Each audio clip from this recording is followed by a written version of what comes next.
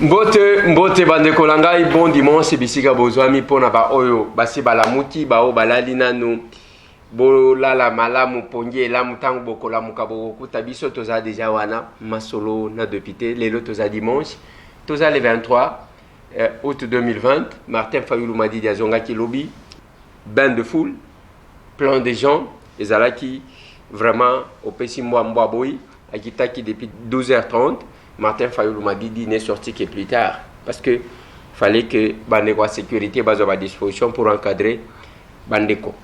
Masolo na député. Masolo na député bati lukwe bo alobi azana problème na Joseph Kabila te.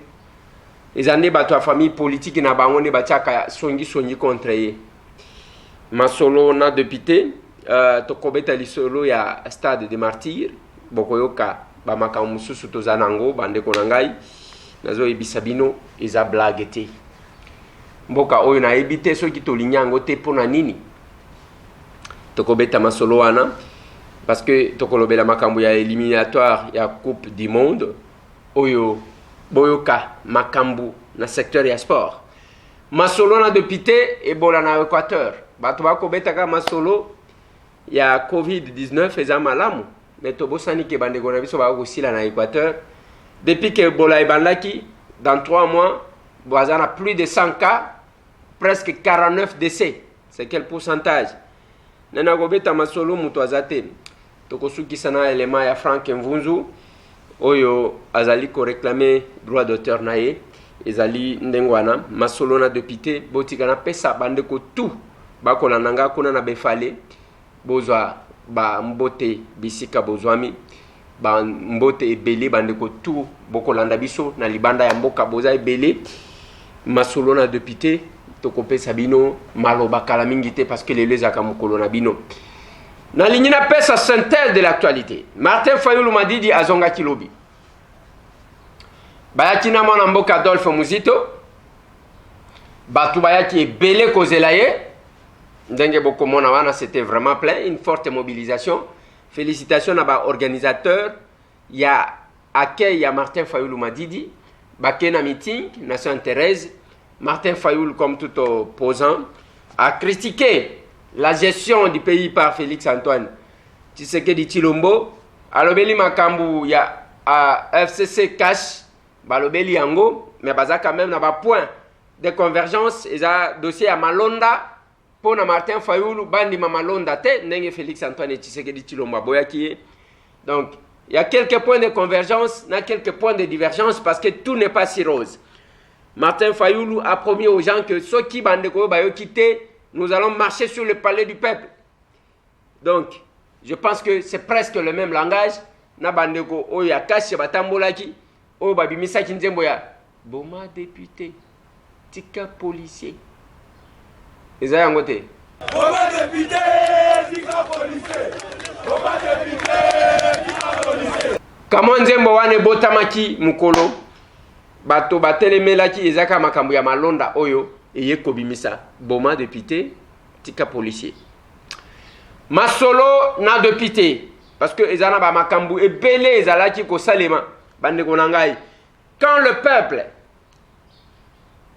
le mandat demande que Baboma mandataire, il y a déjà rupture entre les deux. Il y a un koloba. Nous ne nous représentons pas nous-mêmes. Tozali ko représenter batu o batinda biso. Les jours que chaque Congolais, les jours que chaque député, surtout biso ba élu, a ko comprendre que place nazali ezayanga mo côté, batinda ngai kotinda. Tokoyeba ndenge nini ako se comporter. Lelo soki tozali makambo nyonso na akoyaka kopesa bino rapport parce que je sais que bino nde botinda kingai. Bino nde botanga place wana. Ngai tamwe na kokaki kosala nini en face ya bato mbongo, bato batanga koleka ngai, bato bayebi koleka nga. Mais je ne suis qu'un simple envoyé ya population. Et mutu ba vota azana manière na ya ko se comporter. Que muto ba votate parce que eux ont un devoir et une redevabilité vis-à-vis de ce peuple là. Ils ont ma solo. Bon retour na vient nga Martin Fayulu Madidi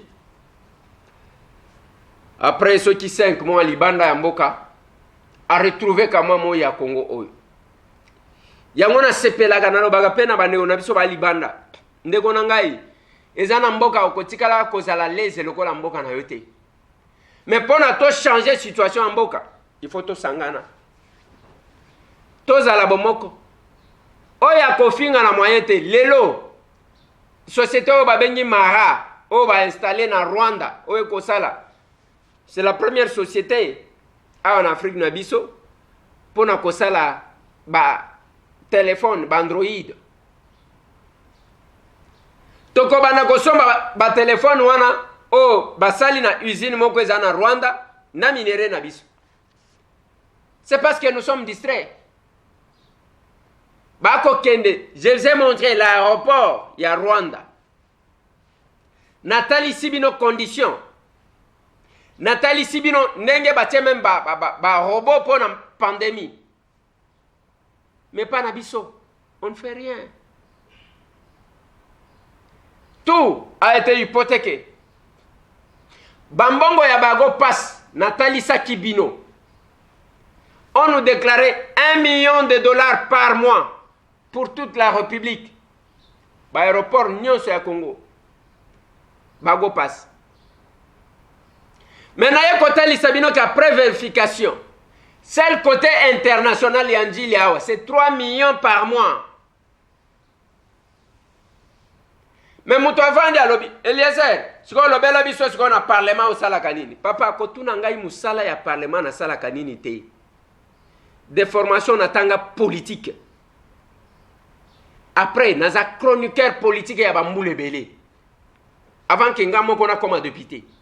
Na lobby chroniqueur politique. Après ça va tout go. Il y a que ça la émission politique. Ce n'est pas de l'orgueil. Mouto après ça va tout go.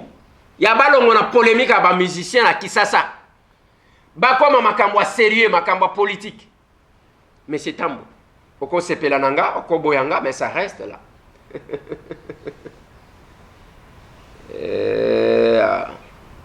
Masolo na député. Makambo tout n'a ko dénoncer les lots. Au même temps, on a parlement, bah les questions parce que les amis c'est tamboué. Bah anciens mandataires, bah anciens ministres qui sont impliqués, tous en a bangokun. Mais yo ko lobananga kende kuna ainsi de suite. Papa, kende ko vérifier mais c'est tamboa salani. Tu ne vas pas chercher à construire un électorat sur temps mais c'est tamboué. Hein? Papa toi bani. Toi bani. Yango tolobi pesa moninga esengo. Faire la politique autrement ezao wana. Soit qui toza capable té. Il y a que ça là quelque chose parce que l'exécutif qui gère au quotidien la vie ya ba o batinda biso na parlement. Soit qui biso tozo koka kokoi sabangote. Qu'est-ce qu'on fait? Il faut tomber ma responsabilité, tomber ma mukumba wana. Mais tangu bako otuni, lelo, tozana vienanga, azonga kilobi, vienanga Martin Fayulu. Botuna ye mutonate, il était député. Ezana ba réalité mokoboy. Mais nous nous sommes dit, en attendant tout ça la ndengwana, mais libanda il faut tout ça la liboke, tout ça la bomoko. Parce que le peuple est plus majoritaire que biso ba représentant. Biso tozaka 500. 500 goana, misusu bayaka te. Collègue nanga wana utiko ya Adolphe Muzito ayaka na ete. Cher collègue. Ayaka na ete. Mais liko nagaga eyaka. Ayaka te. Ezana batu ya nengo wana tozana bango soki belé. Bakena koluka mandango pona nini ya ki député. Parce qu'ils ne représentent pas les gens contenus, il y a des postes bango ba occupa. Mais ils sont là, l'Assemblée est tolérante, tout ce que vous voulez. Yo député, misusu, lokola biso ba stagiaire, biso, ngana député malongata. Un simple villageois stagiaire député. Député stagiaire. Ndenga itambo.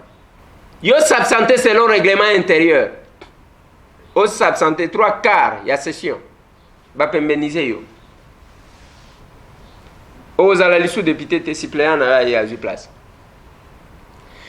Faire la politique autrement, et ça que l'homme doit être au centre et non le discours. Et moi, je dis que yekola. Nenge bande ko belé ba yekola journalisme, il y a responsabilité à travers biso. Kolonga na bilo kwa busoba, ainsi de suite. Boko yekola politique. Pas politique ya okosaka batu. Ma solo na député, il faut accélérer moi mbangu parce que ezana nini. Bon retour na vient à Martin Fayulu Madidi. C'était une réussite. Batou plein. Ainsi de suite. Merci. Surtout na organisateur. Et Seigneur Likopé Savango. Merci. Nakobo Sana jamais. Les professeurs de Voskitoko. Mon prof. Félicitations. Oui, na batutu wana ba organisé. Nazo félicité mingi secrétaire général et AICD de Voskitoko. Respect. Masolo na député. Bati Lukwebo asali sortie médiatique. Bandeko nanga, nga na ebité lobi na moni bandeko moko bazo komelanga. Ndeko Eliezer keba yo komi ko critiquer yu de pes makasi hein. Ndeko Eliezer keba ozana problème na kabuya na kabund. Ndeko Eliezer keba papa vanda na yo. Vanda na yo. 1. Oko intimider ngate oyebi yango. De 2. Je cause bien avec Jean-Marc Kabound et Augustin Kabouya. Ce sont mes frères. Tosolo laka bien. Mais le mal avec M. Tambo, je ne cautionne pas tout. Tant que Jean-Marc Kabound, basolo laki na veka, ngana zalaki. C'est une conversation, c'est une communication privée. Mais c'est Augustin qui est passé dans les médias, koyebi sabiso que Masolo Salemaki entre Batouana, mi balé pendant plusieurs heures. Ngata monem donalobaki, nazalaki. Et quand on met quelque chose sur la place publique, biso toko recadrer selon la petite expérience politique de Zanango. Je suis au premier mandat à député, mais je suis chroniqueur politique des années. Parce que ça passionne, c'est ma formation. Et je connais presque tout le monde. Naïbi presque tout le monde. Bango pe baïbi ke naïbi bang. Bango pe baïbi nga. Il y a eu entretien entre Jean-Marc Kabound, na veka. To ebite nani abenga kinani. Mais nous avons entendu dans les médias parce que nyonso batutu o Jean-Marc asolo la kana bango. To ebakate. Batutu o Augustin Kabouya solo la kana bango. To ebakate.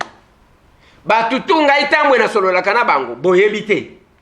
Mais quand on prend l'information, on met sur la place publique. Yozo senga na ngai tambwe.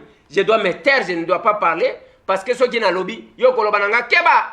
Papa, même UDP Sango. Chacun a une histoire dans ces partis-là. Naloba na un député a zofim babo. Député a UDP. Nalobi papa, okota UDP na mbulani. Abandi ko beta munoko. Na tuna 2-3 questions. Kao. Bo respecta kabato. Ebele ba kenane koluka logo ya UDP wana na elongiavie pour que ba voter bango. Ils ne sont ni dans le combat du vieux, ni dans l'idéologie de l'UDPS. Je referme la parenthèse. Donc chacun a un parcours. Boye ba kamuto akoloba na e. Na biloko wana. Soki ozana ba remarque, to pesa kabino possibilité, sala ba remarque na yo bia. Bati Lukwebo alobi wana que bango yazana problème na Joseph Kabila te. Ba donné bazali ko tia songi. Tozana famille moko yaza muto a majorité présidentielle parlementaire parce que. Et na kisasa ezanengwa. Dès comment ni mutu moko asali eloko moko boyo commission opposant olatisi ekoti moko boyo. Yango na lobaka na bino. Bosala kata moi marche arrière ata ya 2 ans, ata ya 3 ans, ata ya 4 ans, ata ya 5 ans, ata ya 10 ans. Boyeba nani azanani. Wana bolinga te. J'ai aussi une vie fouinée dans mon passé. Ngatamwe na mtu akotambola te. OK. Hein? Naza mtu akotambola te. Même en jeu au Sénat. Naloba na bino na moni bato. Nous soutenons bato. Nalobi boza bato a modèle nini. Il n'y a pas danger pour nous là-bas. Tout ça na jeu wana te na Sénat. Ezala tambwe mwamba, ezala bati, bango na bango. bande konangai comment boyeba makambo politique ote bo vérifier kata ko vérifier te Castille ya Kinshasa muto aibi mbongo leta abandi ko tonga banda ko bolo ye via wana yebelia via wana timbeli atimba avie wana atonga ba palea ovandi yoza pauvre masolo na yo ko kumisaka muto ako ibaka mbongo leta oya biso nyonso tu quelqu'un qui veut que batu nyonso ba comme ba locataire na bande konangai c'est parce que na linga kokota ba polémique musute na kotangela bino je dois avoir 2 3 4 personnes ou 5 na Kinshasa wa ba politiciens bango bandako donc pour l'ensemble ya bandako ceux qui bosangichi bandako na bango bazozwa bakozwa 3/4 ya bandako na Kisasa donc biso nyonso to comme ba locataire na bango et puis bazoleka pe bazotenir ba discours na sala katangu nazotala bango na bitali tala ba mususu bango tala ba mususu bango lokuta mais il y a les gens qui aiment ça ezana bato alingaka wana obi wana tongi pale moko danser na mbongo na ye atekaka nini asalaka nini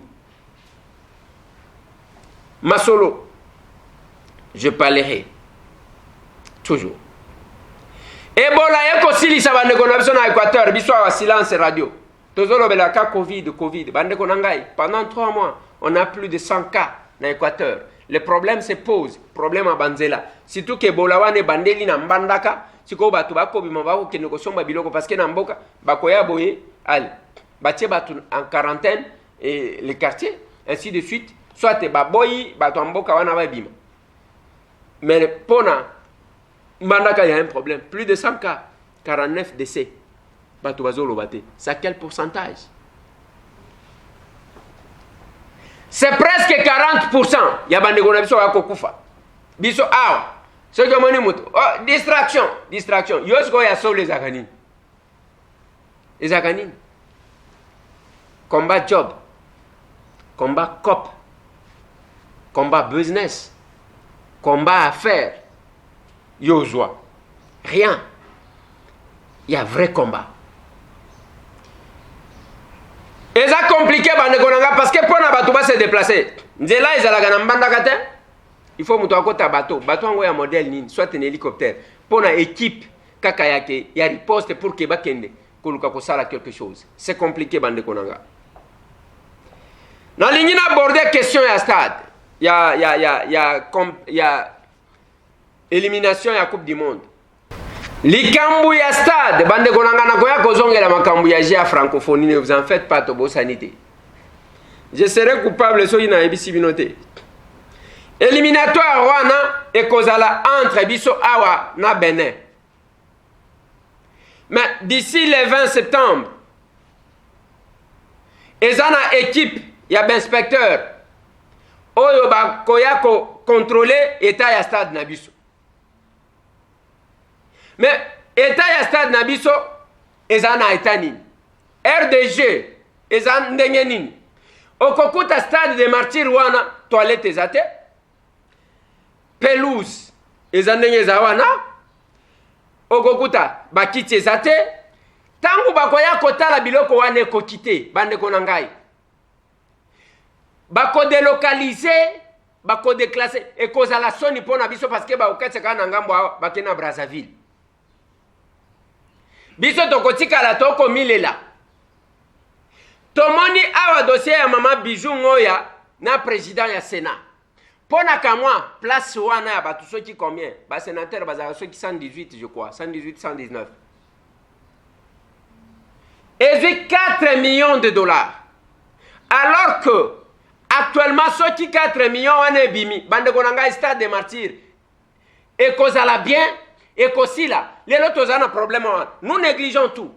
Même à Kambwa bal, même à Kambwa sport, nous tozo négliger. Bande konanga place batu basanganaka. Oyo peut-être politique ezate place batu basanganaka mingi ezana stade. Ezana je bien que ngana ibaka makambwa bal penzate. Ezana je oyo et mobilisaka batu lokola balte. Lelo ndenge tokoloba aw. Stade na biso ezana etawana. On ne fait rien. Tokobongisa toilette kocha pelouse wana. Ainsi de suite. 4 millions oyo ba baby saki makambu ya Sénat. Pona kosomba tumwa ba laptop. To ebite prosangwe commande ngenini. Baboya ko lever immunité. Baboya ko autoriser poursuite ya président ya Sénat. mais lelo ndenge to aliao oyo ezaya batu nyonso comment nango te kezaya Mosembayo Mosembayo n'est que un ministre liboso ya zalaki ministre te batu bayaka lobby pas ko continuer ko zala ministre te mais stade wana ezaya biso nyonso toilette ezate bakiti ezate pelouse ezate donc on néglige tout d'ici là je crois dans moins d'un mois ba inspecteur wana bakoya ko contrôler bakuta eloko ezate bande konanga ekozala une humiliation ekozala soni. Pourquoi nous devons commencer à être humiliés comme ça? Tolo bate nalobia to bandana na président de la République ezana conseiller ya chef de l'État te na matière oyo boyebi angote les chefs de l'État parce que ekomika kama kamunyoso il faut peut-être que les chefs de l'État instruisent ndenge tokoloba il faut le chef de l'État instruire que ilunga ilukamba babongisa toilette na makamunyoso na primature immeuble intelligent o matata tika vraiment bien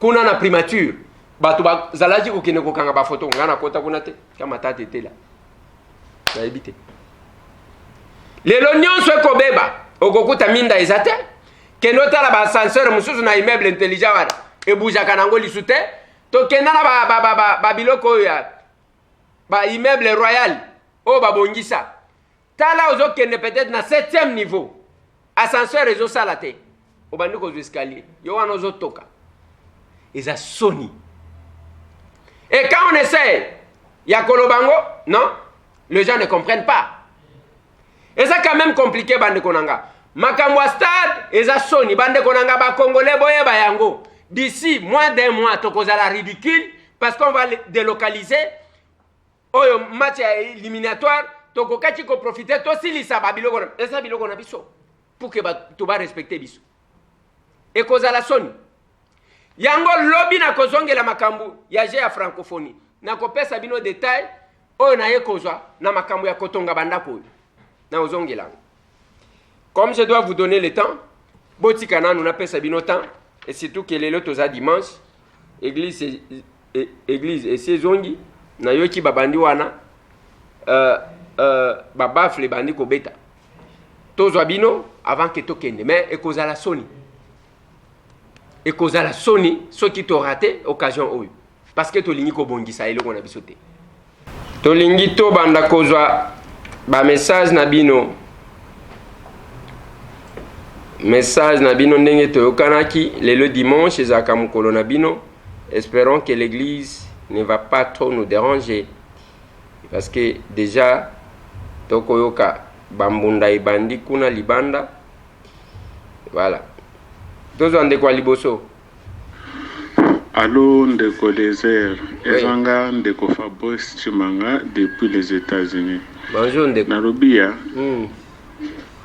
toki entreprise moko ebimi kuna soki ya investissement ezopesaka ba intérêt soki my Godrev soki my Godrev bato pe bakende kuna ebele ndeko Désert yoza journaliste investigation eza aventure te koma lokwa bingo ekoma lokwa biak te awa bato bazokendaka boye ndeko Désert pardon audio nangeleka na masolo na député vraiment pardon penza mais l'équipe mais problème ezana eloko wana je suis allé visiter, j'ai vu les frères qui sont là et moi je ne comprends rien. Il y a eloko wana jusque là je demande qu'on m'explique pour que je comprenne parce que na ba vérification ndenge ezali ko salema j'essayais de demander à ceux qui sont aux États-Unis de vérifier parce qu'il y a une adresse que ezakuna na États-Unis et bino bato aux États-Unis de beaucoup vérifier. Je suis en train encore de mener les enquêtes par rapport à eloko wana avant que na pesa bino position tozo ndeko mususu. Ndeko Eliezer, merci beaucoup, merci pour na ba effort nyonso ndenge ozoko sala pona ko panza sango malamu ye kolo Congo. Merci. Vraiment nzambe abatela yo mais préoccupation na ngai ezalaki beaucoup plus ko loba ete. Martin Fayulu asengeli akangama. Oh. Parce que ceux qui azoko tosa mobe côté o mokonzi mboka lobi ke batu malgré tout état d'urgence mais il faut bato bayeba ko se protéger. Population oyo aye ko tondisa boye. Soki bato bazwi malade, soki bato bakufi na ba famille na bango, est-ce que ya ko pesa vraiment mbongo pona ko yeba ko soutenir ba famille wana? Mokonzi alobi ke bato bayeba toujours ko keep social distance. Bato bayeba toujours ko se protéger. Mais nani parmi bato wana ya se protéger? Awuti na bamboka ya mikili. Awawa, azaki na protection. Tant malade ezoko beta kuna, est-ce que ya lobaki? Esengeli akangama. Mokonzi faut apinir parce que boye trop c'est trop. Merci beaucoup ndeko nanga. Soki tolingi tokangisa bato mpona likambo ya ko se protéger. Donc bato ebele ba okangama. Jean-Pierre Bemba okangama, Jean-Marc Kabund na ba Kabuya ba okangama parce que tout le monde a organisé des manifestations. Pour être plus juste, je pense que la raison comprendre et le lobby, vous avez raison, tous en dégommous. Bonjour, ma soeur, la députée. Bonjour. De Colézer. Na Lokakayo Kala. Na Bengaka ndo lekobanda ya musala na bino. An kutu bobandite yo na president na lala kina kosisa nani prière nanga balakisinga ke il faut n'annoncer na bombate bozala na tension bako chila bino poison na zoya courage ya kobenga bandeko lokola papa Kajombo na yebisaka ye kwa komisanga message wana na alisangate batu na yo ya tokomi wapi wana mukolo lopango babinisi nga etoli tokoyebisa ye bana badige ki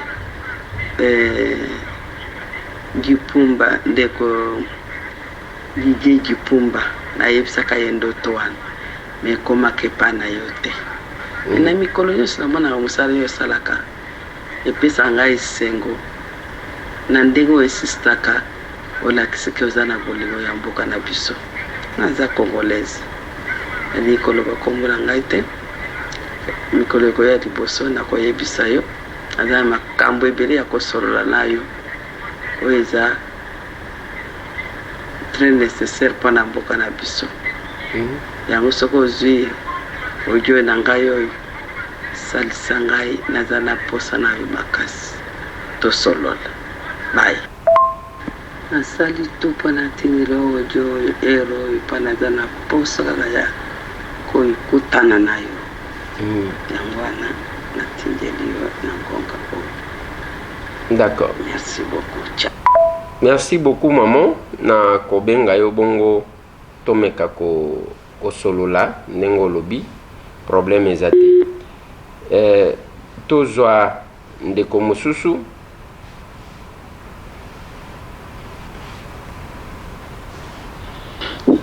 Bonjour, moi Nakolo Lupang. Bonjour.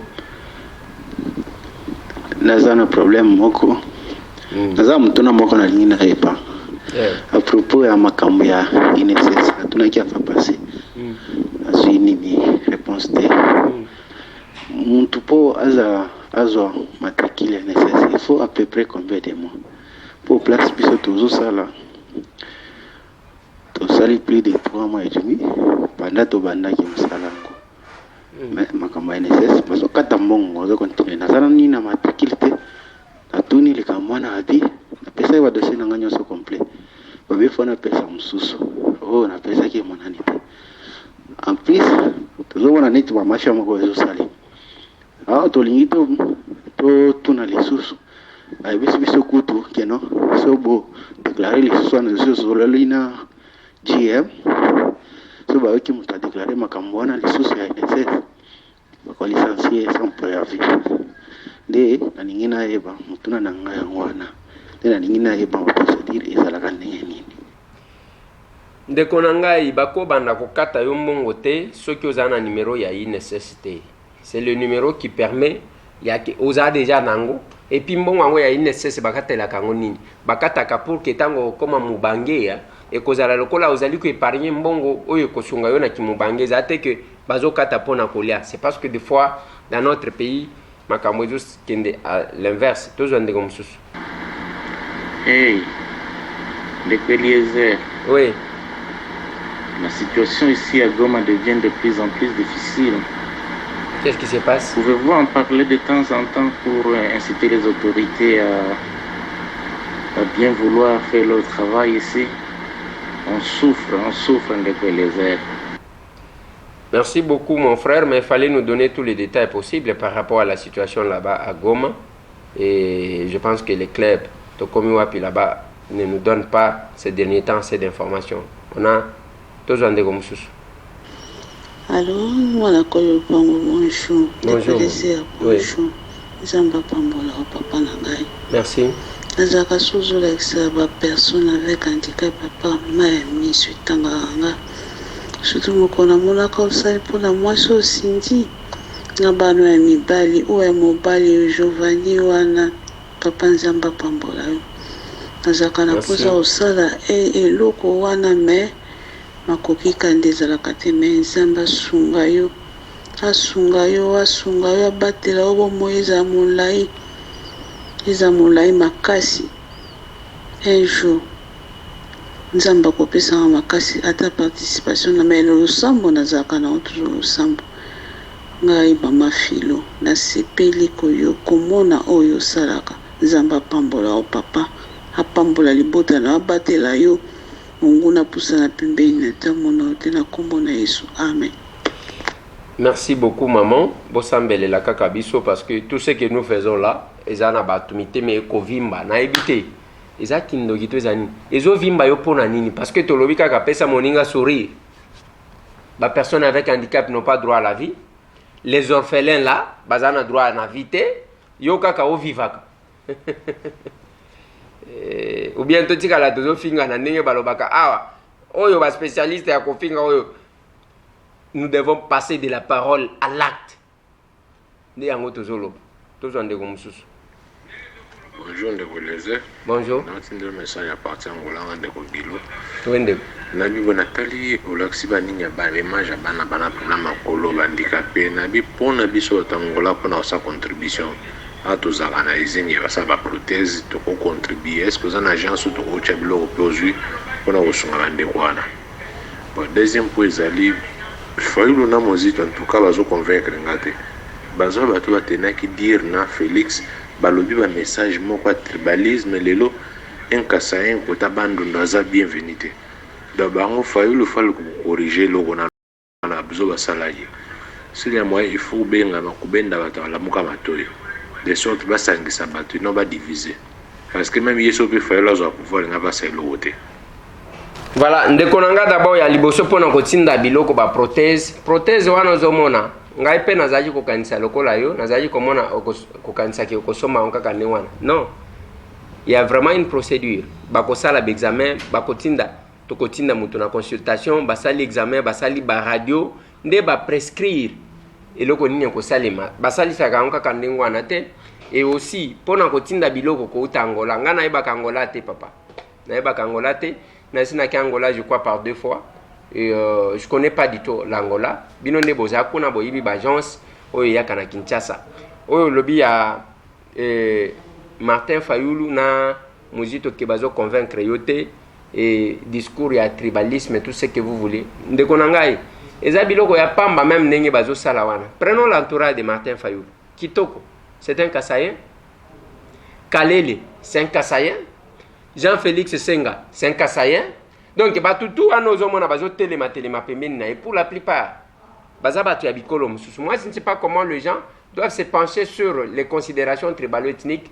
Les lots, comment la situation est ingérable. Pour la politique, il y a un autre sabino. Ce n'est pas parce que mon azaï pas nabino côté lié, yende a cosala quelque chose de plus important. Non, les lots, prenons l'exemple actuel. Le chef de l'État, Félix Antoine Tshisekedi Tshilombo, depuis que ça a commencé, au Kasaï, il est Salim, il est mon côté Salim, mais il fait quand même des choses ailleurs. On doit voir les Congo comme ça, et non, il y a Kosala, il y a Kotala que il faut qu'on bandaboy. Ce n'est pas synonyme de dire qu'il ne fera rien là-bas, parce qu'il y a des projets. Boki Makamuya qui Balingi va relancer Miba, il a autorisé à ce que Babi met 5 millions de dollars, je pense, pour la relance à Miba. C'est aussi le souhait pour que Batunion soit vivre. Mais ce que Tali, à ce moment là, Congo, na niveau ya Kibomoko, Et non, Yakolobake, Ngana Zamuluba, Nasala Boye, quand je félicite ma tante Zaponanine, il a fait quelque chose. À Kinshasa, à Longoli, l'État n'a qui locataire, quand même, après, a sali quelque chose chez lui. Donc, ma considération est malamté. Je ne sais pas comment les gens vont se sentir. Biloko wana Toyoka Jean-Jacques Mamba, à Loba Yango, a démissionné même qui poste Naya, qui porte parole à MLC, parce qu'il était discriminé, bazo traité qui a Zamuluba, ainsi de suite. Donc, Biloko Ndengwana Hermoko est habianté, et il faut toujours éviter. Le Congo, Bisoto Tunakate, toutes ces personnes avec handicap, tous autres na bango bazabato ay colonie. Ils ont petitesse d'esprit n'aiment comme ça kabatuana, tous ont comme ça. Bonjour Ndeko Eliezer. Bonjour. Moi je m'appelle Emmanuel Fataki, je vis au Canada. Oui, papa. Donc je voulais juste vous laisser un petit message par rapport à ce que vous faites pour les personnes handicapées. Donc moi je vous félicite beaucoup, mais j'aurais une question à vous poser. Je voulais juste savoir pourquoi vous avez juste choisi les personnes handicapées. Parce qu'il y a beaucoup de gens qui ont des problèmes dans notre pays. Et aussi, la dernière question, je voulais savoir pourquoi tous les gens qui aident les gens, mettons Olivia Lembe et aussi notre première dame, madame, la femme du président, notre président, pourquoi vous faites juste vos actions juste à Kinshasa, mais au Congo, il y a beaucoup de provinces? Ok, c'est juste ça. Merci beaucoup. C'est Emmanuel Fataki. Merci beaucoup, papa. Pourquoi les choix des personnes avec handicap? Je parle des personnes vulnérables. Les orphelins ne sont pas les personnes avec handicap. Il y a quelques orphelins qui sont aussi des personnes avec handicap. Deuxièmement, toutes ces personnes que vous voyez, par exemple, cette dame qui veut aller à Kananga, elle n'est pas personne avec handicap. Il y a les étudiants qui sont venus, quelques-uns ici. Bon, le problème est que M. Tambo, c'est un individu, ce n'est qu'un simple député qui touche $3,300 par mois. C'est ça le salaire que nous touchons. Et qui, des fois, n'est pas régulier. Et cet argent-là, il fallait, si vous voyez les actions que nous menons, au moins par jour, je reçois, ce sont des actions continues, presque. Alors, si vous dites que pourquoi vous ne vous limitez qu'à Kinshasa, oui, on cherche le moyen. Bientôt là, nous pouvons nous étendre jusque-là. Nous le faisons avec l'assistance et la participation de quelques-uns de nos frères que vous êtes. Les gens qui ont le cœur d'aider les autres. Et on le fait en lieu place du gouvernement qui est censé mettre tout le monde à l'aise. Vous me posez la question sur Maman Olive et Maman Denise. Non, elles ont fait aussi des actions à l'intérieur. Maman Olive était à Lubumbashi, elle était à Goma, elle a fait des actions à Bukavu, ainsi de suite. Maman Denise, la même chose. Il y a quelques actions, je crois qu'elle a faites à Goma là-bas, elle était descendue là-bas. Je ne sais pas si elle était arrivée à Bukavu, je n'étais pas avec elle. Et dernièrement, elle était au Kasaï, en Bujimaï. Donc, c'est un peu ça. J'aimerais que vous puissiez comprendre dans ce sens-là. Les personnes vulnérables, d'abord, ce sont les personnes qui sont censées être faibles dans la communauté que nous devons assister. On prend quelqu'un d'autre. Jambo, Ndeko Eliezer. Jambo. Nikoko lazima kusumbura nawe baba. Oui. Nilikutumia kama director sikupata. Monsieur Lingala, mnajua simu unajua Swahili na unashikia. Nikoko bezia kusumbura nawe baba. Unionyeshe kwa wakati ule tusipata taa. Mnajua kwa kipe wakati yote. Unijibu iko papa wangu kama unapata yote. Nikoko lazima kusumbura nawe baba, nikuna mambo siwezi kukutumia moja, napenda tutusumburie. Ok, merci beaucoup maman. Nazani tami tabasi tonge ça hivi nasikia sana ni privé tozo ndeko mususu. Alors bonjour monsieur Eliezer. Bonjour. Oui, Ndeko Eliezer mwana kolo lupango. Oui. Awa maman Raselu. Oui maman. Bon abengo par rapport ya ba groupe ya ba agent ou ba bazo vérifier ka na cadastre pour na makambo mapango. Oui, na benga ki bango balobi non, il faut ba associer muta ba famille tout ça. Mais papa Eliezer oyebi bato ba famille ba monisa biso makambo ebele. OK. Poni ba ko sala teneti ba détective privé ba keka ba vérifier puis ba pesa information. Muta famille azala te to sto moni makambo ebele na bato ba famille. ngana linga makamna ana sala samba ta famille comme ça na yebi nazo sa makamna ngana zo évoluer na sala mona makambe belé na famille.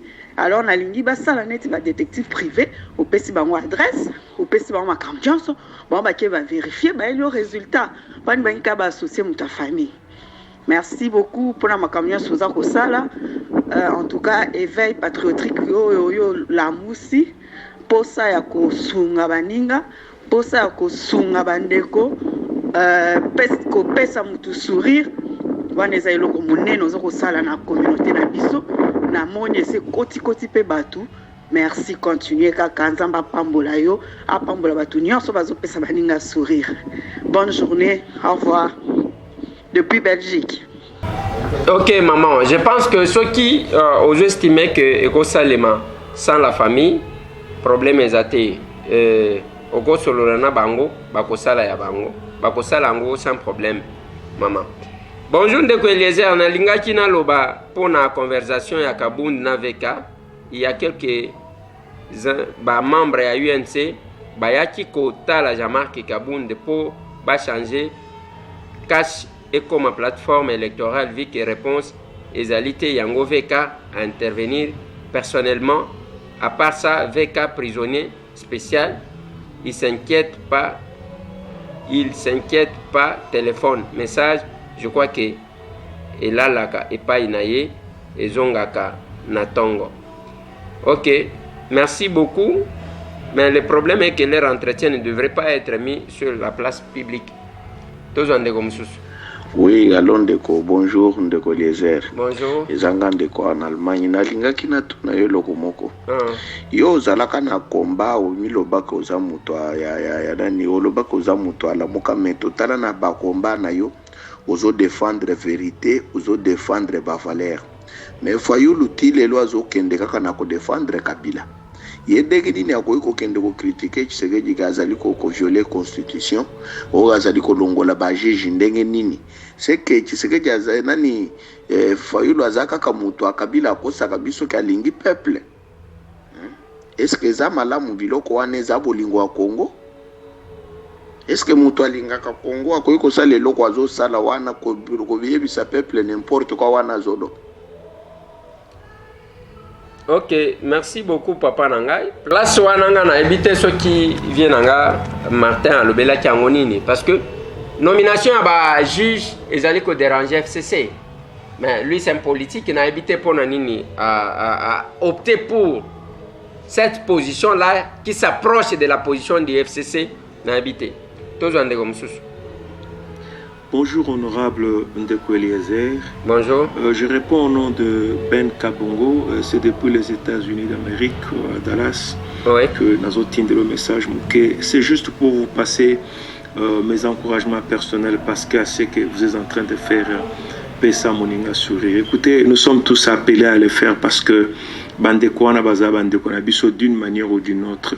Alors ne faites pas vraiment attention à ceux-là qui se mettent à vous critiquer sans aucune raison parce que bandekwana soki tosungi bangote bisomo tosunganite banani bakosala quelque chose. Alors makamba modèle on lembisa yote par contre peu ce courage parce que moi je vous dis il y a beaucoup plus de ceux-là qui sont fortifiés et interpellés par ce que vous faites que ceux-là qui se mettent à vous critiquer, à trouver ça comme un moyen peut-être de faire la propagande. Que Dieu vous garde, que Dieu soit avec vous. Vous êtes dans les bons et nous sommes ensemble pour assister nos frères. Merci, salutations. Que Dieu bénisse la RDC. Merci. Merci beaucoup, Papa Nangai. Tozwande comme susu parce que to bandi ko wele sabozo ka ke église ici bandi tozwande comme susu. Jambo mwana kololo pango. Ouais, jambo. Mimi jina langu ni Ali. Habari ndugu. Nakuita hapa toka Lubumbashi. Sawa. Tunashukuru kwanza sisi sote tunalamuka bazima. Lakini nilipenda tu kusemea juu ya problemu ya insecurity hapa Lubumbashi inapita sana. Sijue kama gouvernement provinciale haiwezi mambo. Juzi ku quartier Megastor kulikuwa utawaza sa vile ni vita ile ya Beni. Donc masasi ikalia vibaya. Wanaita wa polisi wakuye kuintervenir hawakufika. jusqu'à ce que bakawa 2 populations, bakawa 2 civils, benye bali bengirilia munyumba. À sa intervention, ukumbuke depuis 23h, inakuya ni 9h. En tout cas, vraiment, tuseme yeko insécurité hapa Mkatanga, tunachoka vraiment. Tout ça ni kumuvalisha baba wetu Felix Tshisekedi kusema kino mumanda yake mambo inapita juu population mchukie. Maintenant tunahitaji ministre wa affaires intérieures Gilbert Kakonde a intervenir personnellement juu ya insécurité ya Katanga, juu ya honoreux président de la République. Juu akiacha hivi itakuwa ni matata vraiment. Merci. Merci beaucoup. Ndekwa benye na Lubumbashi alobi que kuna insécurité moyen te eye kosalema ke batu baye kobeta masasi de 23h siko intervention ye kobima na 9h basi babomi batu mibali. Eza quand même compliqué. Yango azosenga na Gilbert Kankonda soki akoki ko s'impliquer yango pona bao bayoka ka Swahili te tozwa ndeko mususu. Bonjour papa Eliezer. Bonjour. Nga naza ndeko na bino Rebecca Ntomba. Oui. Naza na Lubumbashi na Ukatanga. OK. Naza na moko na ina loba. Awa tu travaille na ba indien, ba indien na biso na bazo maltraiter biso na salaire. Bongo songolo bazo futa biso te ma ration ezate ya journée autour kaka les 30 bazu moi 120 000 c'est moi 10 000 ba pension de type de musalo ça msama kasima salaire songolo ezate tebike yondo lobaka ko lobela biso na problème moi mais wango komona ngo chiazia ya ba indien. C'est un peu ça. Merci papa. Merci madame. Madame ministre ya travail Nene Nkulu qui est aussi katangaise. Je pense qu'il y a koyoka makambo ezaka ya kovanda ya kowelelaka parti te. O FDC original a FDC tonya. Te madame musala yango wana. Oza soki ministre d'état soki neni. Batu yoka batangeli yo même na kombo magasin ko tinda ba inspecteur na yote ba okende kuna ba pesi ba ngoma mbongo batika on laisse les Congolais souffrir. Ça m'étonne tous en ndeko mususu. Bonjour ndeko Eliezer. Bonjour mwana Kolo Lopango. Bonjour. Ezanga Iben na Afrique du Sud. Oui. Alobi félicitations kaka na ndenge omeka kozongisa kabunde muke na sepelaki mingi. Na sepelaka na yo mingi. Poyo utambolaka na nzela esika pe utambolaka na nzela te batu bayebisaka yo mais souvent ozalaka kaka na nzela po eloko oyebisi ye wana eza malamu. Merci mingi. Après biso bato Afrique du Sud po lockdown tozaka na lockdown soki esili tokobanda opesa moninga sourire mbisanga lokola na lekisi 30 secondes. Ezaka boye bino ba to Afrique du Sud lockdown nangwe kosilaka eza malamu problème ezate ndeko nangai nazana message mulaya je ne pense pas que je saurais tout lire. Bonjour ndeko Eliezer, que le Seigneur vous bénisse pour le programme que vous avez mis en place et appelé ça Moninga Sourire. PMS, vous venez de m'ouvrir les yeux sans vous mentir. Moi je suis en Europe il y a quelques années seulement, mais quand j'étais en Afrique, Dieu m'avait béni. Étant chrétien, je soutenais mon église avec mes moyens parce que l'église était au début alors que j'étais parmi les gens dans mes heures libres. C'est-à-dire comme j'avais un travail après le boulot, j'ai consacré le reste du temps à l'église jusqu'à manquer le temps pour mes enfants, pour ma femme, à cause des jeûnes, de prières et des situations de l'église. J'ai consacré mon argent au service de l'église, voire même jusqu'à oublier parfois mes parents et mes frères. Et je me sentais aimé par le pasteur et sa femme parce que dans l'église, c'était le pasteur après sa femme. Après que l'église a eu la forme, c'est-à-dire on avait plusieurs membres, j'aidais l'église, mais je me tournais aussi vers les personnes que je voyais vulnérables, c'est-à-dire ces gens-là que les couples pastoraux ne faisaient pas cas. Je leur apportais le secours selon mes moyens, sans aucune rivalité avec les couples pastoraux, et Dieu m'est témoin. Oh mon Dieu, quelle douleur! Je pleure en vous écrivant ce message. Cher honorable, alors, vous savez que le monde n'aime pas les gens du bien, parce que quand on fait du bien, les gens de mauvais cœur ne sont pas satisfaits, alors leur mission c'est de détruire les bons. Alors maman pasteur a commencé à me combattre parce qu'il croyait que peut-être que je voulais ravir sa place dans leur église. Alors elle a commencé à détruire ma réputation parmi les membres de l'église en me taxant d'un sorcier. Kolianga Seseke Nazandoki. Jusqu'à arriver à prêcher dans l'église que Bato Bakabaka Kabaka. Ceux qui Amoni Moninga n'a pas Sungi, ce sont des sorciers qui agissent comme ça pour que Kindokin Nabango et Banate. Ô Seigneur, c'est comme si c'était hier, ma douleur est grande. Ô Seigneur, sonde mon cœur et souviens-toi de moi s'il te plaît. Et le couple pastoral cherchait à m'humilier. Tu es un prophète, même si tu dis que tu n'es pas pasteur, mais vous m'avez prêché. J'ai fait un vœu devant Dieu et devant ma conscience. Si un jour le Seigneur se souvient de moi et me donne encore des possibilités que j'avais en Afrique, je ferai seulement Pesa Moninga sourire parce que je ne regretterai rien.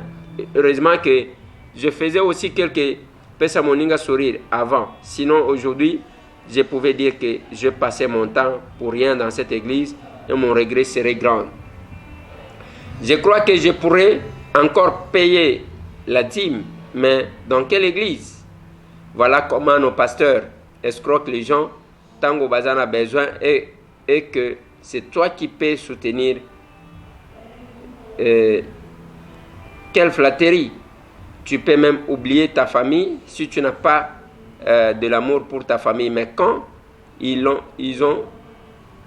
ce qu'ils veulent, tu deviens inutile.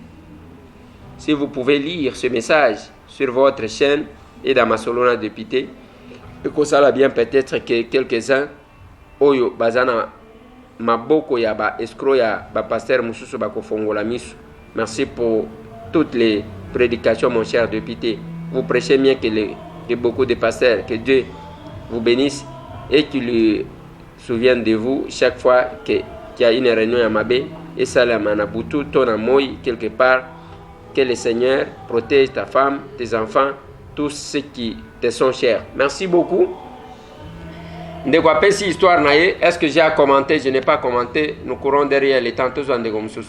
Bonjour, Ndeko Eliezer. Bonjour. Na défendre mon pied. Pour na balebelo lo bagango. Omona soko lobi likambo. Obi na yebika ba ofinga nga mutalamuka. Yango wana nga ngina tuna nane bongo lamuka. Soko za mutalamuka za mabe. Bisi nyonso bana Congo te. Eza mabe te. Ya mibale nalingi natuna susu boye. Ndenge nini mutu oyo si bakanga aza na prison bakateli ye bambula si lelo bafutaka ye kaka mbongo na ye ya mosala azali kosala kamere asaki prison mais ti lelo bafutaka ye kaka mbongo na ye wana azosala ata mosala te mais bato oyo bazosala misala na bango bien ti lelo bazala bango na libanda bakosala misala na bango bazolinga ofuta bango te. Ndeko Eliezer tala biso likambo wana nana. Merci. Merci beaucoup maman. Problème naza nango eza nini?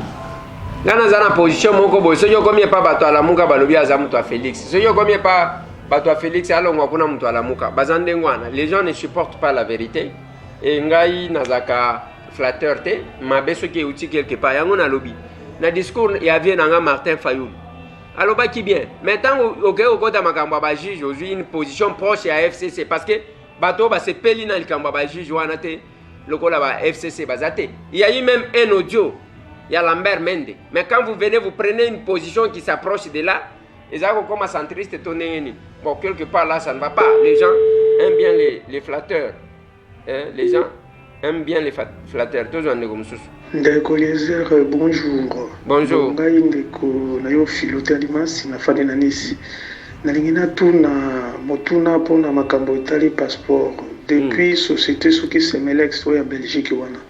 Konta na biso na bango esilaki. Balobaki ki passeport ekozonga siko kosala na République démocratique du Congo. Mais to éviter to jusqu'à présent mokonzi ya mboka alobi nini.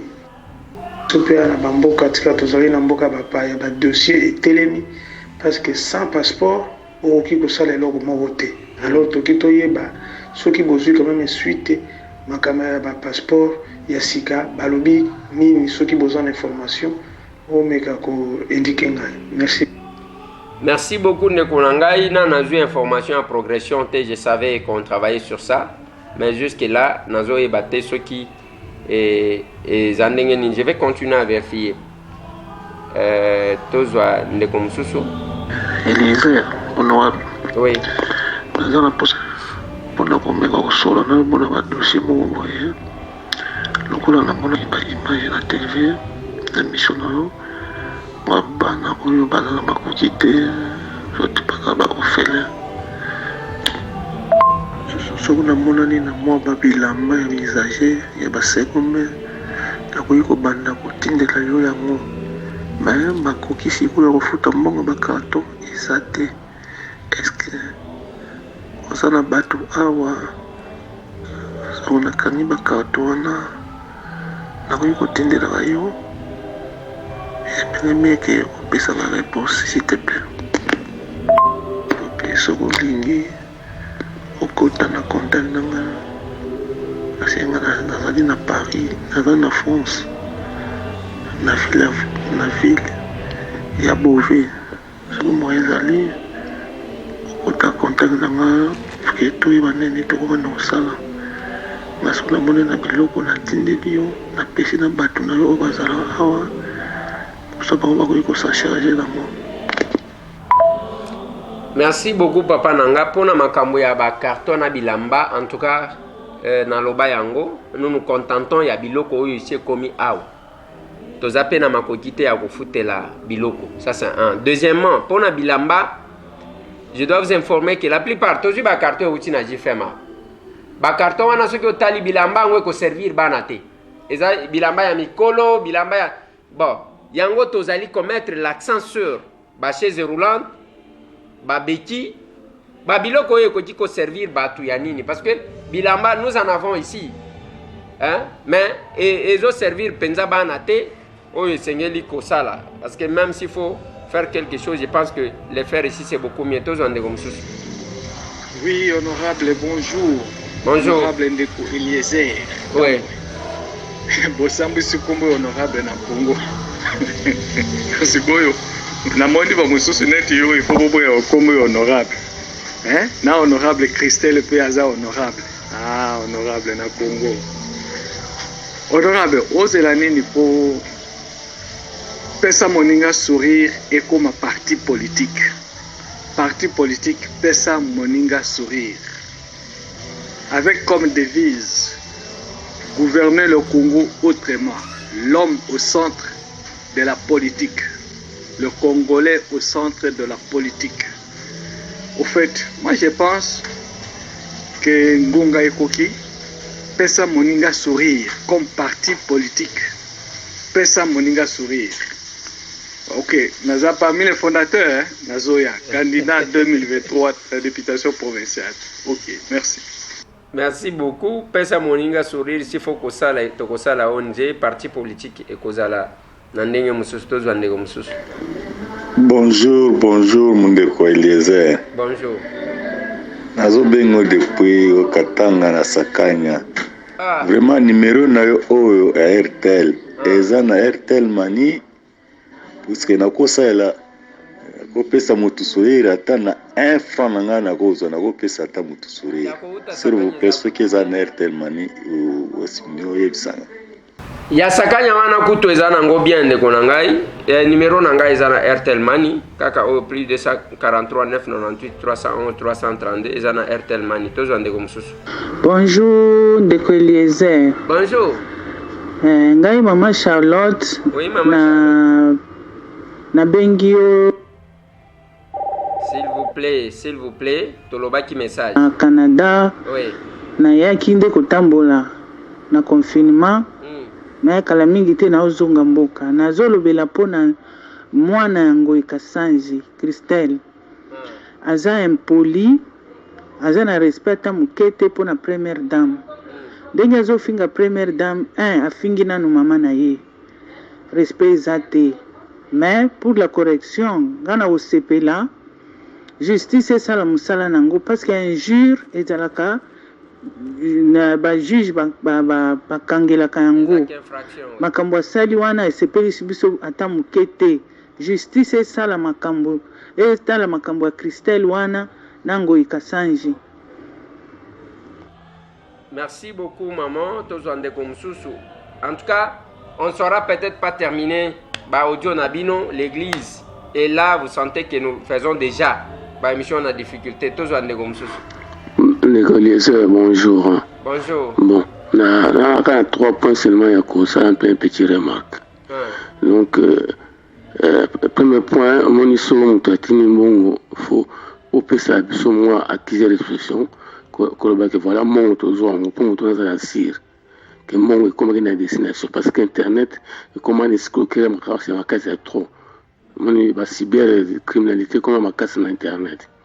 Donc, le 5 sokole timutatini mbongo wakizaka voilà oui toujours mbongo tindi de deux le gape ko ata merci na muto atindi mo parce que moni merci le bala on fait partie que tindi la muto pe prochainement azana courage atindi susu mbongo si possibilité mon année mais c'est arrêté et puis acquis et pour la saké mbongo et banakate de 3 ça rappelle effort ou qu'on peut répondre à un message au monsieur comme il y a un message sur les tingana comme la activité du mois d'août et 3 août jusqu'à présent et aucune réponse jusqu'à tel point qu'on a benga qui prenait parce que bon on comme merci voilà les 3 points là gros reconnaître que voilà accord qui bon ozwaki de 2 que remercier mon tout cas nous soit tenu bon on a c'est tout à fait normal de 3 il y a qu'on ça il faut répondre mon tout soit comme il soit comme il.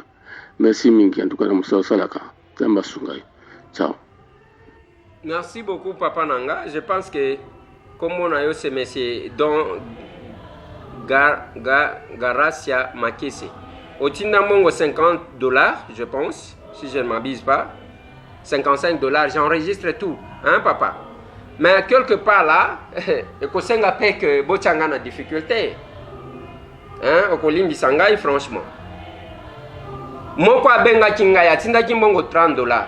Moi il fallait que la télévision kendeko boyatindi $30 bandeko nangai. Ce qui est zapona libanga là je ne suis pas d'accord. Je suis désolé. Je suis désolé ce qui est zapona libanga. Parce que je vais passer tout le temps yakobana ko sala biloko moko boizala kate. Nous le disons parce que nous estimons que ça peut encourager tout le monde. De 2. Je reçois presque 10 000 messages par jour dans le téléphone. Nakobana na répondre mutu moko na message. Awa d'abord audio, on ne s'est pas terminé avec ça. Mettez-vous à ma place, mon frère. Et puis mbongo ango tindaki. Ozo tindela mese tambwe te. Mese tambwe aza mutu kaka lokola yo. Et même quand je dis PMS, ezaya que ce que moni ke okotinda même à travers de komsusu bakeba sungi bat, vous pouvez le faire. J'aimerais qu'on se convienne là. Merci na pesa kango mikolo nyonso. Yo soki ozana posa ya ndenge na tangi awa. Monsieur de la Natal. Monsieur Don Garacia Makese a pesa ki $50 je crois. Attendez. $55. Oyo a pesa ki batanga boye pour que ba pesa yo merci. On peut le faire. On peut le faire. Mais quelque part là c'est trop nous demander aussi. C'est trop nous demander. Nous le faisons. J'ai dit c'est un signe de cœur. Et cause à la malam. Parce que même ceux qui ont un téléphone, on a PSO, on va répondre à tous les messages. Mettez-vous à notre place. Des fois, au Kutanga, même pour Nasuki, même pour Manzaka, on a Katis. C'est vraiment un problème parce que nazo tanga ngana tanga na kibomwana te. Il faut na sala. Il faut na sala bémission on a ko sala. Il faut na banda ko kita sur terrain. Mettez-vous à ma place. Je vais passer toute la journée au téléphone. Mais finalement, qu'est-ce que je vais faire? Parce que pendant toi assister batouana, je leur ai dit. Tangu bazoya ngana la mukakana ba audience. Audience zo banda. Batu bazo banda so ki heure nini. Pendant obi me heure moko ko bima 11h. Donc, d'un côté, aux anabato en face, de l'autre côté, il faut que tu répondes à tous les messages. Veuillez me comprendre. J'ai insisté que tous les numéros, même tant aux autres, super criminalité. Papa Nangai. Bon, on a évité. Au Tindeli un message en privé. Au Tindi $57. $55. Bon, cybercriminalité, je comprends quelque chose. Mais vous me mettez dans une condition un peu difficile, excusez-moi. Parce que je ne saurais pas répondre à 10 000 messages par jour. C'est trop me demander. Et ce que j'ai dit, l'opération Pesa Moninga Sourire, ce n'est pas une imposition à que il faut qu'aller Gananzela Nanga. Et aussi, il y a un truc que mon côté, tout ça, c'est la peau à ma banga. On doit faire la part des choses. En tout cas, c'est ça. Je dois recevoir ces gens chaque matin. Parce que moi, je ne suis pas on a vendu. Nazeli ale batindi 100 francs, nazui na 100 francs wana nakati ndambu, ale nazui ndambu na komisi kunanga na zandingo wana te. Je prêche par l'exemple. Je dois aussi travailler pour na kozwa mwa muke ya kosunga bandeko wana. Nazana financement mususu ta. Peut-être nengo tinda ki $55 na yo wana, nego mususu atini. Donc nakoban quand j'ai dit dans toutes les émissions, je commence toujours par j'ai dit merci na bandeko tout au bazali kosala. Na éviter ceux qui osent la merci à modèle mine. Vous allez m'excuser. Merci beaucoup Nabandi Toleka na Ndeko Msusu parce que Ndeko il n'est revenu que sur ça. Toujours Ndeko Msusu. Bonjour Ndeko Lézer. Bonjour. Bon, ngana zo ebiso kaka pona makambo o Italie OCPT poste. Vraiment tayo moko papa. Bako ko la biso solution te. Hein? Autres qui sont presque 10 mois impayés. Mbongo na biso moko akomiko nyoko la biso bokotala biso pe kaka boye papa boyebi pe information wana olekisa mpa ina otento komi wapi yo tolandelaka makambo ya bato papa comme olobai kaka 50 secondes yango natindika mwa moke omeka pe kolobela yango merci. Voilà, papa nangai nakomeka kobenga umba nayeba DDG na bino jusque là. Nakoka koyeba qu'est-ce qui se passe na makambu ya salaire nabino. Même la Bible dit tu mangeras la sueur de ton front. Toujours ndeko msusu.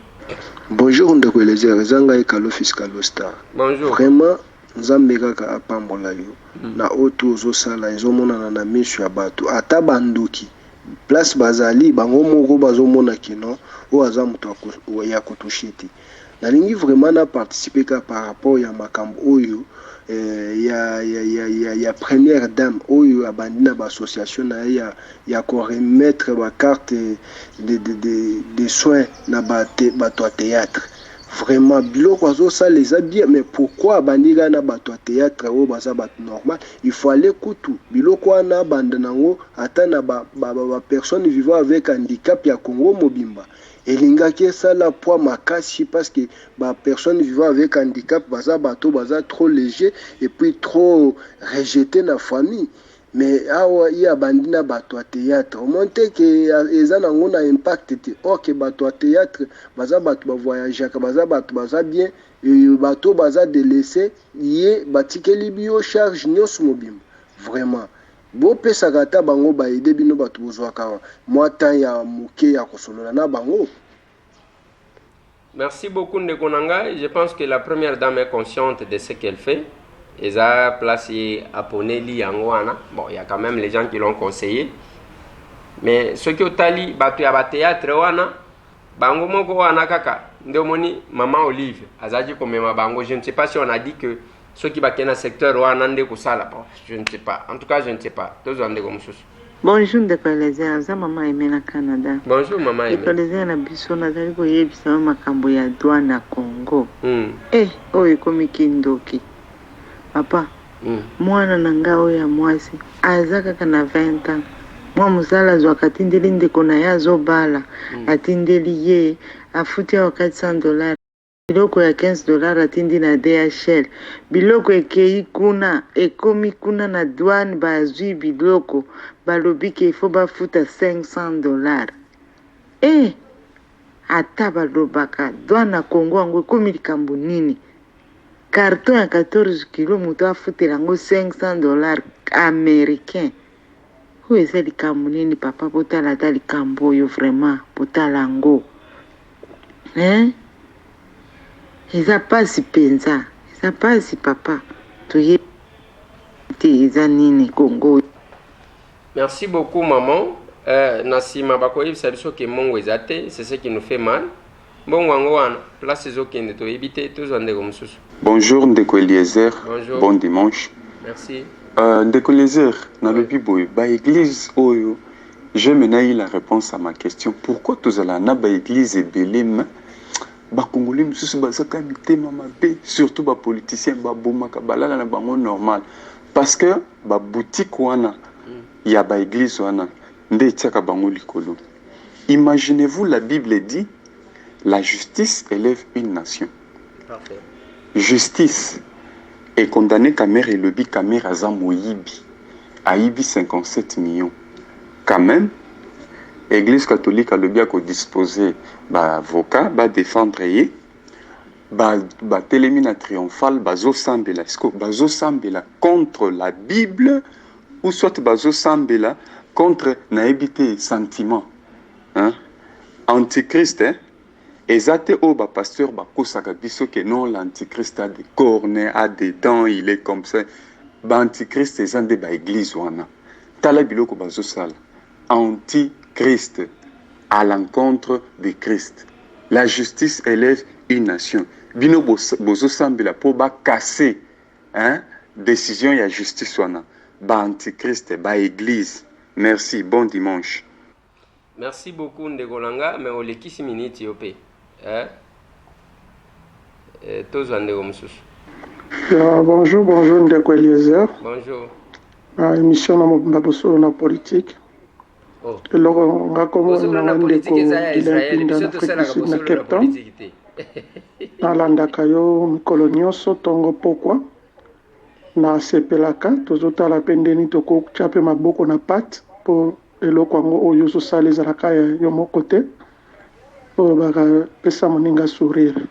Mais ngai kana senga yo eloko moko vraiment korépondaka su bato oyo baza kokritike yo te. Yo sala oyo eloko oyo nzambe atie okati na mutu na yo osalaka. Il y aura toujours des gens qui vont kotia bakal mpona kodécourager yo, mais kobebisa vision na yo te. Nous sommes derrière toi, même biso pe a toujours se sensibiliser. De bandeni to ko bando cha yo po même na musika ok nzamba batela yo abatela vision na yo de bonnes choses. Tozwa ndeko mususu. Oui, bonjour Ndeko Eliezer. Bonjour. Sorry, nga gelon na Cape Town Ndeko Eliezer. Est-ce que y a moyen Ndeko Eliezer bote la biso ba bato ba vivre kana baka ba réfugiés? S'il vous plaît. Oui. Et mon sousou, ba Congolais wana, please, s'il vous plaît. Oui, papa nanga, problème ya baka ya ba réfugiés, je pense que le gouvernement tout un département où ils allaient s'occuper nango, bien que to comme ko sala nyonso, to zonde comme sousou. Bonjour, Mwana Kolo Lopango. Bonjour. Moi c'est Mutombo, je vous appelle depuis Écologie dans le Lualaba. OK. Juste pour vous féliciter de votre travail que vous êtes en train de mener. Pesa Moninga Souri, que Dieu, le Très-Haut, puisse vous combler. Deuxième question, Mwana Kolo Lopango, alobaka presque balangue nyonso ya RDC. So toke na baswahili azobeta, so toke na côté Mbujima azobeta, tokomi côté ba Nord Kivu, donc tout presque. Et cela prouve réellement que vous êtes un vrai Congolais. Maintenant, école Nabino, Nini, Eza école Nini. Afoué, il est déjà Ulizo Kanili. Hein? Yo zala mutuna ya kutuna na mu Congolais. École nanga za mu Congolais. Tinda nanu minere a to pesa baninga sourire. Kuna na collège bokoma état dans un autre état. Mbongwe belé. Botinda to sombela bandeko na biso ata bavelo ata banini ekozala malamu tozwa ndeko mosusu. Bonjour honorable, bonjour. Bonjour. En tant que molobeli ya peuple ndeko na nga nayokaki makambo ya surtout mpona bapéage. Oui. Alors moi en tant que transporteur nga natelemisaki biloko nyonso nazongi nano mwa moke anatanga natala ndenge nini makambo ezotambola okolo ezotouche mpenza na makambo nyonso ya mboka nayebisa yo boye na kasangulu wana makambo ya péage ezalaka double. Ofuti péage ofuti mpe eloko bazobenga des fois pont bascule pont pesé et tout ça. Donc batonnage moko ebimaka na bakamion ata oza na selo baeshi mais okuta batonnage bazobamba yo nayebi te soki ozak soki occ esalaka bacontrôle ya babiloko wana. Nga naza na bafacture mokolo nakoma kisasa na osala tokutana nalakisa yo bafacture. Même chose na marché ya liberté. Marché ya liberté ozofuta mpe double. Donc bakote nyonso pardon bazosala ba double facturation. Na liberté oza na droit d'entrée ofuti mpona camion. Tango okota na kati sikoyo baye kolanda yo lisusu mpona kofuta parking. Alors tout ça c'est vraiment décourageant en fait. Et voilà, merci. Ce que je dis comme moi vidéo, comme moi audio, c'est bien. Sinon, toutefois, on a préparé guitare. On a aussi un document Ok, merci. Ok, papa nanga, eza malamu soki oye tokomonana ekozala malamu parce que on doit quand même dénoncer certaines pratiques ekozala malamu te tozwa ndeko mosusu. Allô. Oui. Bonjour. Bonjour. Ndeko Eliezer Monakolo Lupango. Bonjour. Kako mnangai docteur nazana Indianapolis. Nazako subir ma question banangai babina ibisa bango quelle est la dernière version réelle et vraie ya disparition ya avion na mutuka ya président de la République. Et puis na bato bakufa na kati version nanga mala muzanini comme naza malutier et bien na kobenga ndeko les pesa ngai réponse bon na bisabino. Deuxièmement moi nanga sala ki anniversaire alors contribution na pour l'anniversaire na ezala ki atinda pesa moninga sourire alors yango naza na besoin na opesa na kobenga ki na messenger mais au tinde langai ba coordonnées et puis na marche à suivre pour na tinda contribution na pesa moninga sourire. Merci beaucoup, bye bye. Merci beaucoup papa nangai pour na makambo ya avion à chef de l'état il faut qu'on yebisa bango que jusque là na tozwa résultat ya banquête wana teti lelo il y a ceux qui enquêtent on ne prend pas la place de la justice donc même ngandingi na zaboui naza na suite nango te tozwa ndeko. Bonjour Ndeko Eliezer, député national. Bonjour.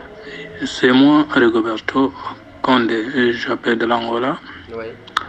Je voudrais juste intervenir pour donner une petite suggestion ou encore une petite remarque. Au fait, Ndeko Eliezer, moi jusque-là, je suis toujours le Congolais qui se disent combattants de partout dans le monde. Mais je me pose la question, ils sont combattants en quoi et quelle est l'idéologie qu'ils sont en train de défendre? Parce que si vous essayez d'analyser toutes leurs déclarations ou encore les idéologies qu'ils viennent avec, je ne trouve pas ce qui peut faire progresser vraiment l'idéologie d'une unité nationale. Parce que la plupart de ces combattants-là qui se disent combattants, ils sont là seulement pour les injures ou encore prononcer donc des insanités, des contradictions qui ne conduisent pratiquement à rien. Alors en quoi est-ce qu'ils sont combattants? Ils combattent qui et ils combattent quoi et ils combattent pour quel intérêt? Alors que normalement partout dans le monde, dans le pays, les gens s'unissent pour pouvoir vraiment atteindre un objectif, quel que soit peut-être vos contradictions, mais quand il s'agit de l'intérêt du pays, il faut s'unir pour pouvoir atteindre un objectif, mais ce n'est pas ce que nous remarquons au milieu des Congolais. Vraiment, je suis très désolé. Merci et bonne journée et continuez vraiment votre combat. Je vous remercie. Merci beaucoup, papa. C'est ce que nous déplorons, nous aussi. Les combats, quand les combats commençaient, il y avait une attitude, il y avait un comportement, il y avait une seule vision. Mais là, les combats étaient détournés. Aujourd'hui, nous avons ceux qui ont créé la division. Parce que, comme vous savez, je l'ai dit dans ces émissions ces derniers temps, pour détruire une communauté, on n'a pas besoin de chercher les ennemis ailleurs. On entre, on va prendre les médiocres qu'on va armer pour combattre les valeurs qui sont, ou les excellents d'entre eux. Donc c'est ça. Merci beaucoup. Bonjour, honorable. Juste pour savoir si l'agence JFM Service est aussi à Lubumbashi encore, pourriez-vous me donner le numéro de téléphone de l'agence d'ici à Paris, et je vous encourage pour le travail que vous faites pour notre pays, le Congo, que l'Éternel vous garde. Bonne journée. Oui, les numéros de JFM à Lubumbashi, je ne pense pas, parce que JFM Service, je vous envoie juste son numéro et vous allez devoir le contacter. Et lui-même, il va vous répondre. Toujours comme ça. Ah, d'accord, Eliezer. Oui. Mais yo, l'audio PC programme, au PC 4e épisode, il y a moi, Nangoïka Sange. Pour comprendre, le 4e épisode de Bimite. Pour le bel yango te obosanaki. Le télévision na 4e épisode. On me kana kozonge la paix. La premier épisode na deuxième, troisième. On be télévision na 4e on a pour et rafraîchir biso mémoire banini de Eliezer. Et on vient faire au mela. Et ça sous les moudiaï. Ouais, la première de la noce. Merci beaucoup Ndeko. Mais naboya kindeko pesa parce que ils ont pesa ba Taliban kanda. Taliban dosé na zaka yida ba dosé ba pesi biso biloko. Mais le go là au sengi problème ezate parce que Taliban zaka matata Taliban. Hein? Taliban zaka matata nazo ebisa yo. Soki kaka bazio. Oh Lélat. Bonjour honorable, c'est monsieur Corneille Moutangwa à Super Lemba. Bon, j'ai l'envie d'une rencontre avec vous parce que je suis souvent tes émissions, tes propos tenus m'a vraiment cajoulé. Si vous pouvez m'accorder cette chance de vous voir en live. Thank you. Thank you. Nice day. Thank you. You're welcome, man. Ok, comme on a compliqué, je suis le député qui n'a pas de protocole. Maman a kanga facile, oye na bureau, tozana itaga 120 comme na Kisasa. To comme on a biso. Tozande comme susu. Bonjour mwana mboka. Bonjour. J'espère que boza bien de quoi. Boza malamu tozali. Na lobi boye. Lobi bon. Est-ce que chez biso kuna toza na mboka moko oyo mbongo moko etambolaka mbongo esi elemba ekomi na ba échanger ba couleur ta mususu moni bati yango ba papier ba coller yango ba numéro ekeseni donc mbongo moko ya kala ezo circuler oyo akeko soma nango makala oyo akeko soma nango mafuta ka mbongo moko wana esi elemba moyen ezate banque na biso ebimisaka mbongo chaque mois mbongo ya sika ebimi chaque mois babimisi mbongo ya sika mboka etambolaka ndenge wana et puis bazongisa ba 1 franc ba 10 centimes na ba 20 centimes oyo akala tango ya kabila le père bakosala ngo ndenge wana te faci ata de la nanu pe makambo wana ezo etaka pona ekonomi ya mboka pe lisusu. Merci beaucoup ndeko nanga soki bazongisi bambongo wana ekosala nini parce que zane loko ya valeur wana te namoni ndeko moko atindi audio ya 7 il y a 7 minutes 50 secondes, c'est impossible. 3 minutes 15 secondes, c'est impossible. Et à mon lobby, ceux qui 50 secondes, ça passe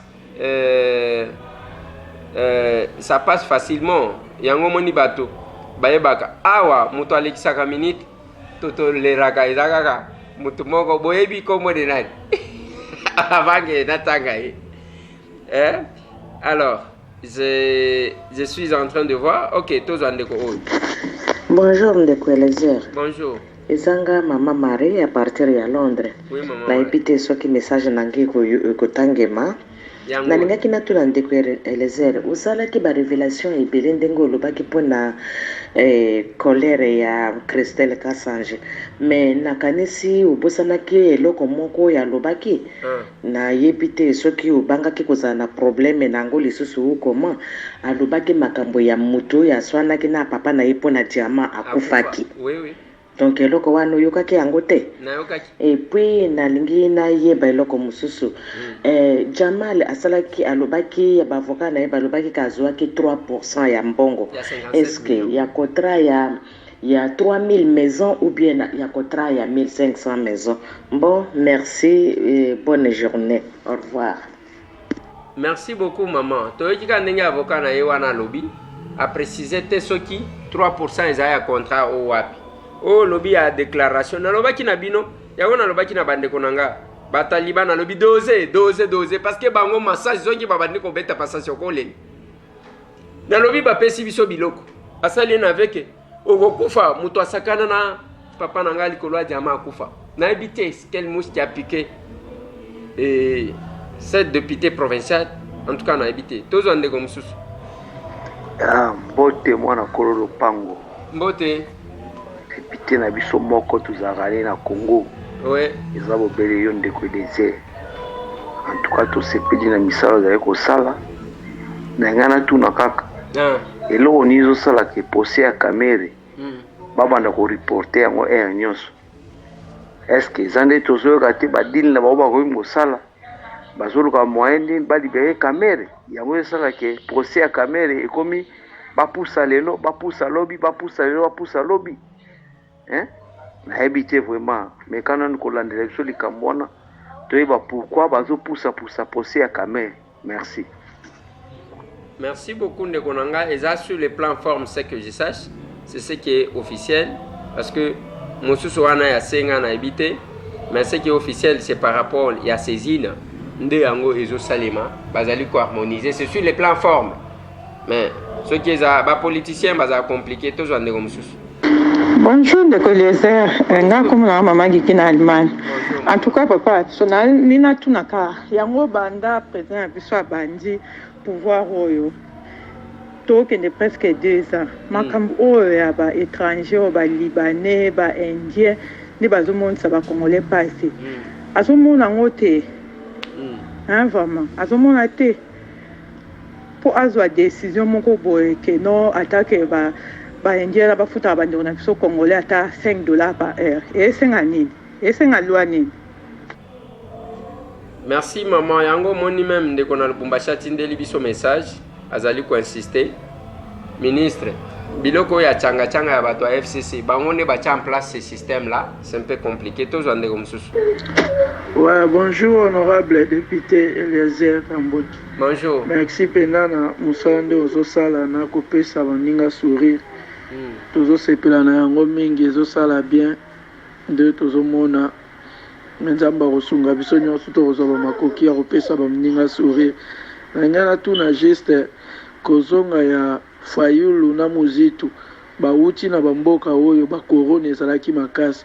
Pourquoi pas kozonga na bango baleki na quarantaine te directement mbala moko bakosala meeting place ya full ya bato ebele bongo na ba cortège oyo tozomona. Mais normalement bauti bisiko ba corona ezalaki makasi il fallait baleka na quarantaine avant basala meeting na bango. Ça va, merci. Comme question.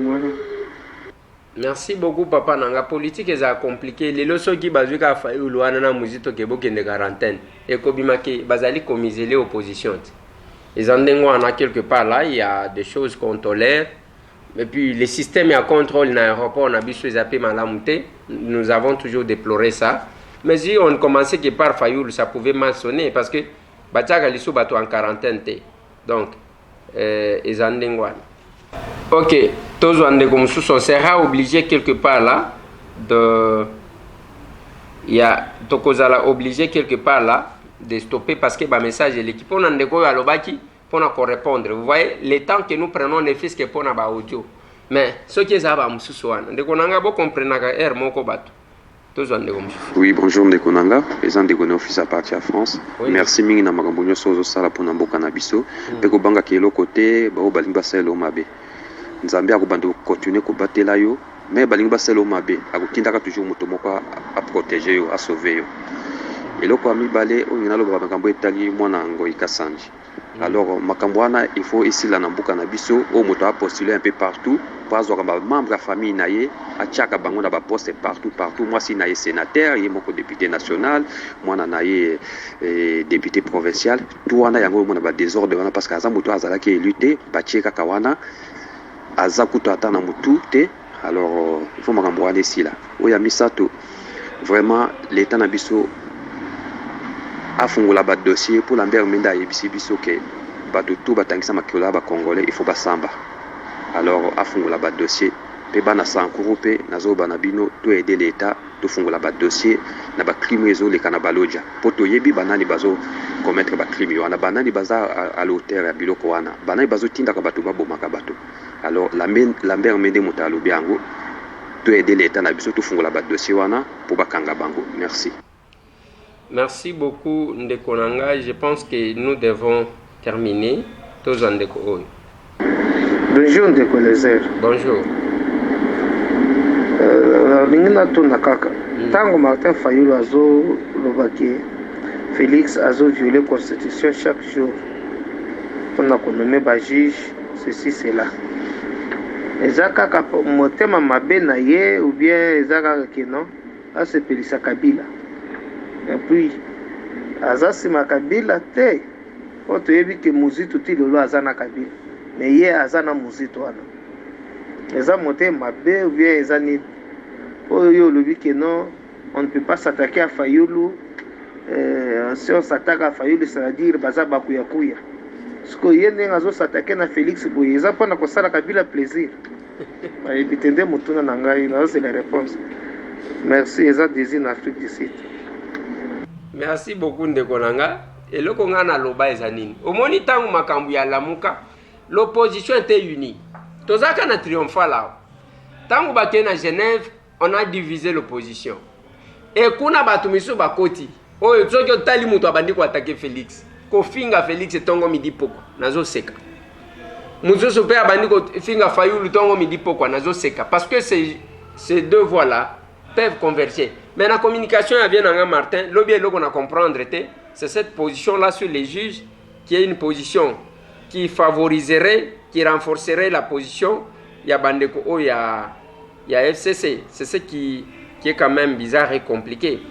Bon, na lignina soukisa, na deux messages, parce que le message est l'équipe belé, tozo oyo. Bonjour, Son Excellence, Eza Thomas Tando depuis le Canada.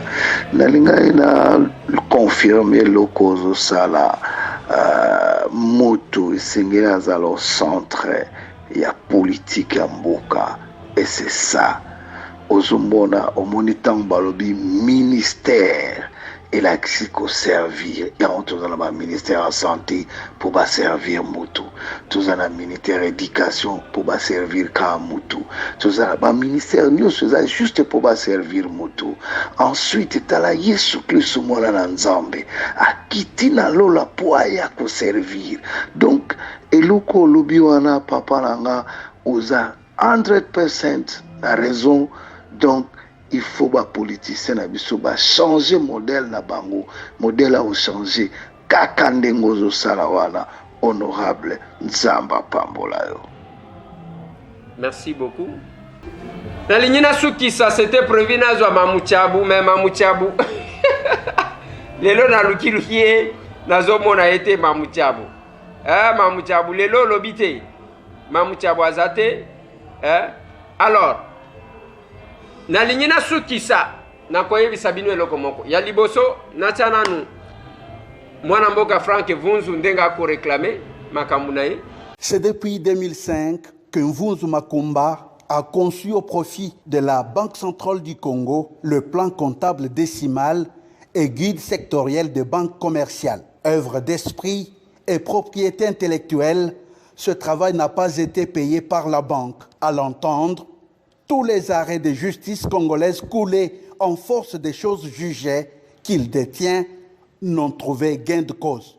La BCC refusant de s'exécuter, Mvunzu a saisi la justice internationale à Paris pour l'exécution de ces arrêts, s'appuyant sur les recommandations du président de la République à la 41e réunion du Conseil des ministres. Mvunzu Makumba, avec ses avocats, sont allés solliciter l'implication du vice-ministre de la Justice dans la résolution de ce litige.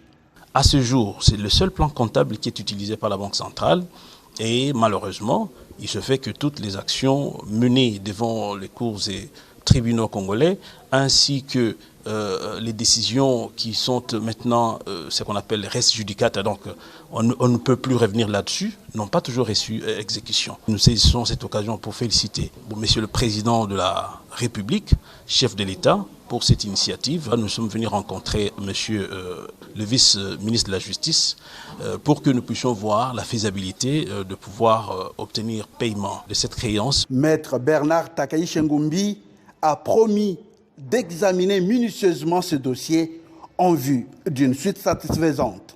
Pour ne pas jeter la parole du chef de l'État en pâture, aussi voir notre pays être condamné par la justice internationale, Mvunzu Makumba appelle la BCC à s'exécuter face aux arrêts des cours et tribunaux de la RDC. Il sera honteux, dit-il, de voir une autre justice que la nôtre tranchée. Voilà. Tozana mboka ya modèle wa. Même droit na yo pona accéder ndeko moko abenyinga ke son père a 86 ans. Nazui retraite te. Bande konangai. Mutu a 86 ans, il a une difficulté de marcher. Aukende na biro l'état ko sadi. Même mbongo na biso to yaka katangu bazoyiba. Bande ko botala makambu ya stade de martyr. Oyo compétition éliminatoire oyo toko raté yango toko bima ridicule. Mbongo tomona kanenge yiba maka 4 millions pona kosomba tumwa laptop ya kochana Sénat. Mais pona stade de martyr bande konangai kobongisa heure de jeu kosal. Donc c'est vraiment un problème. Toko bima ridicule ceux qui tokebité. Ba conseiller chef de l'État bazawat. Où est le gouvernement lui-même? Mbongo kobima kaka wapi? Toko zala ba les chèques jusqu'où? Plus de 143, 998, 311, 332. Lobby, toujours aborder ma question plus importante. Bobo Sanate, rendez-vous lobby. Ato genan kota la ba orphelin, mususu bokomona yango. Mais pesa moninga sourire, Kobo Sanate, parce que ezozela, tournayo. Attention que yo yenanzela mais c'est tambouté. Merci, tout le monde.